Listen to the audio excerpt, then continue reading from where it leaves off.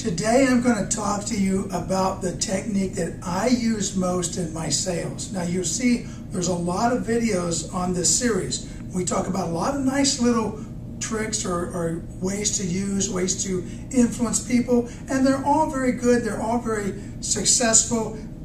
You have to adapt them to your own personality. But in the 5 Great Rules, and I got the 5 Great Rules from Percy Whitting's book, the 5 Great Rules of Selling, he talks about a 5-step sales process. And he has attention, interest, conviction, desire, and close. The conviction step is the presentation step. And all the time I see people jumping into the conviction step when they have no right to. They have not earned the right to get into the conviction step. To me, where people should live, if you've got an hour, let's say that you've got an hour, this is 60 minutes, I personally feel that if you've got an hour and you've got the 5 steps, that to be really successful, most people should spend about 45 minutes in the second step, which is the interest step or the questioning step. And you know, now boil this down. If you've got a long-term sales cycle over months, I'm still saying you should spend about 3/4 of the time in there. And how much time do you know to spend in there? You spend as much time in there until you are ready to go into the presentation step. Because once you do this, the customer is going to end up in relationship selling, buying on their own. You will have to do a presentation, but this is what is going to answer all your questions. In here is what's called the customer's dominant buying motive. In here is what's called the customer's primary interest. Now I want to talk to you about asking questions. And first of all, I've been out with people and they'll come in and they'll just start like a drill sergeant, just asking a barrage of questions. No, you don't do that. You need to do a little bit of homework. You need to find out who this person is you're talking to.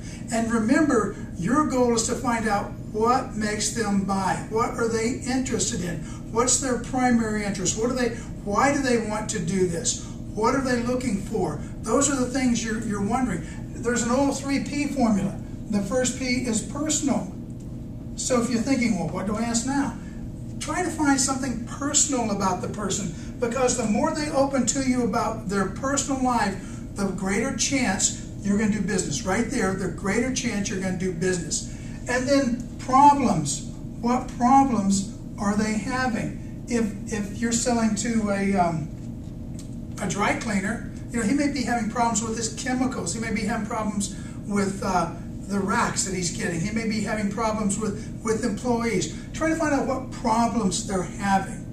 And then, now, you know, you say, okay, now I've got a solution for you. That's what you're going to tell them in your sales. And if you don't, you shouldn't be there. But then after they buy from you, what's the payout? What's the advantage of them buying from you? So what I'm telling you is I recommend you spend a lot of time listening. A lot of time listening. And the only way you can listen is you ask questions. And then you really try to pay attention to what that customer wants. A simple formula is the 3 Ps. Personal questions about their family, about their business, how long they've been in business, things like that. Problems they're having, how your product can overcome those problems, and then what's the payout. Now once you get to the payout, and if you can fulfill that need, you've got a sale. So this is not a glamorous step. It's not glamorous at all. But this is where I live in sales. This is absolutely where I live. You got attention, interest, conviction, desire, and close. This makes my presentation so much smaller. This makes my close nothing. Because I live here, I find out who my customer is and what they want. And if you do this, and do it gently, do it with a conversational manner, you will become a great salesperson. And I hope you do.